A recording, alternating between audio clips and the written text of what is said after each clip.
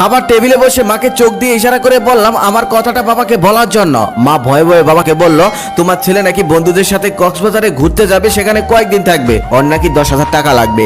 বাবা আমার দিকে তাকিয়ে বলল, কবে যাবে? আমি বললাম 5 দিন পর। বাবা তখন বলল, আচ্ছা ঠিক আছে, আমি 3 দিনের জন্য একটা কাজে বাইরে যাব, এই 3 দিন তুই একটু দোকানে বস, আমি ফিরে এসে তোকে টাকা দেই। আমি খুশি হয়ে বললাম, আচ্ছা ঠিক আছে, কোনো সমস্যা নেই, এই 3 দিন আমি দোকানে বসবো, তুমি তোমার কাজ সেরে আসো। পরের দিন আমি সকালে দোকানে চলে গেলাম। আমাদের ছোট্ট একটি দোকান আছে, কাপড়ের দোকান, সেখানে 2 জন কর্মচারীও আছে। আগে অনেকবার দোকানে গিয়েছি, তবে কখনোই দোকানে বসা হয়নি। দোকানে আমার এই প্রথম বসা। দোকানে আমার কাজ হলো কোন মাল কত টাকা দিয়ে কেনা আর কত টাকা বিক্রি করা সেটা লিখে রাখা, আর কাস্টমার আসলে কাপড় দেখানো। তারপর সেই কর্মচারীরা আমাকে কাজকর্ম বুঝিয়ে দিচ্ছিল। ঠিক সেই সময় সকাল সকাল একজন কাস্টমার আসলো, সে এসে 20-25টা শার্ট দেখলো, তবে একটাও তার পছন্দ হলো না।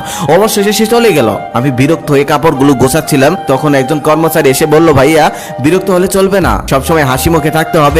কিছু কিছু কাস্টমার এসে দোকানের সমস্ত কাপড় দেখে ফেলবে, তবে একটাও নিবে না, কিচ্ছু করার নেই, তারপরেও হাসি মুখে থাকতে হবে। তার কিছুক্ষণ পর আরেকটা ছেলে আসলো, সে এসে প্যান্ট দেখতে চাইলো। আমি তাকে কয়েকটা প্যান্ট দেখালাম, তারপর সে একটা প্যান্ট পছন্দ করলো। সেই প্যান্টটার কেনা দাম ছিল 1200 টাকা, আমি তার কাছে 1500 টাকা চাইলাম। সেই প্যান্টটা সে কিছুক্ষণ নাড়াচাড়া করে 300 টাকা বলল। আমার রাগি শরীরটা জ্বলতেছে, 1200 টাকা কেনা প্যান্ট 300 টাকা বলতেছে, তবে কিছুই বলতে পারছি না। তারপরে হাসি মুখে বললাম, না ভাইয়া দেওয়া যাবে না, এই প্যান্টটা তুমি 1400 টাকা হলে নিতে পারবে। ছেলেটা চলে গেল। তার কিছুক্ষণ পর আরেকজন মহিলা আসলো, এসে সমস্ত দোকান উলটপালট করে ফেললো। তারপর 2টা কাপড় পছন্দ করলো। পছন্দ করার পর বলতেছে, আমার হাজবেন্ড 3 দিন পর স্যালারি পাবে, 3 দিন পর এসে আমি এই কাপড় দুটি নিয়ে যাব, রেখে দেন। রাগে আমার শরীর জ্বলতেছে, কিন্তু আমি কিছুই বলতে পারতেছি না। তারপর তাকে হাসি মুখে বললাম, ঠিক আছে আন্টি, আঙ্কেল যখন টাকা পায় তখন এসে কাপড়টা নিয়ে যান, সাথে আঙ্কেলকেও নিয়ে আসবেন। তার কিছুক্ষণ পর একটা ছেলে আর একটা মেয়ে আসলো, দেখেই মনে হচ্ছিল তারা গার্লফ্রেন্ড বয়ফ্রেন্ড। এসে অনেক ভাব দেখাচ্ছিল। এক কর্মচারীকে বলল, তোদের দোকানের সব থেকে ভালো কাপড় চোপড় গুলো আমাকে দেখা। তারপর সে অনেকগুলো কাপড় চোপড় দেখালো।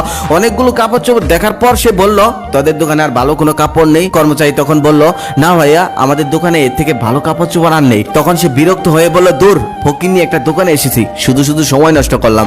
তখন আর সহ্য করতে পারলাম না, মুখ ফুটে বলেই ফেললাম, ভাইয়া আপনি তো বড় লোকের পোলা, তাহলে এখানে কেন এসেছেন?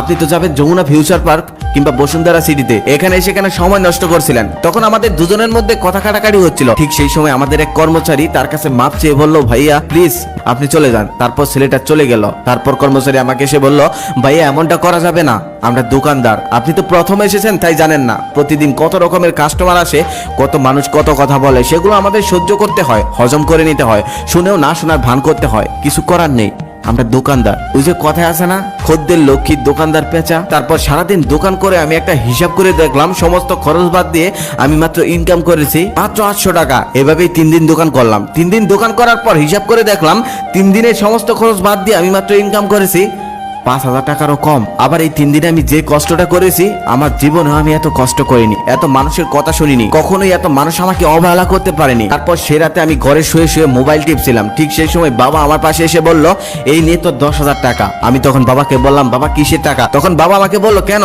তুই না বন্ধুদের সাথে কক্সবাজারে ঘুরতে যাবি, সেখানে না টাকা লাগবে? তখন আমি বললাম, না বাবা, আমি ঘুরতে যাব না।